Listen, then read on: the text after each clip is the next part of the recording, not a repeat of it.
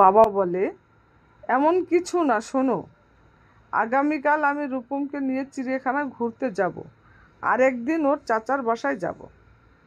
ও অনেক দিন ধরেই বড় বন্দি হয়ে রয়েছে, আর ঘরবন্দি হওয়ার ফলে গোপাল ভাঁড় দেখতে শুরু করেছে এবং গোপাল ভাঁড়ের প্রতি তার ভক্ত বেড়ে গেছে। আশা করি ওকে ঘুরতে নিয়ে গেলে সেটা কমে যাবে। তোমার কোনো আপত্তি আছে? রূপমের মা বলে, আপত্তি থাকার কোনো কারণ দেখি না। আমি গোপাল ভাঁড়ের ভক্ত, কম হলে আমি বাঁচি। সকাল 7টায় রূপম ও তার বাবা নদিয়ার উদ্দেশ্যে রওনা হয়।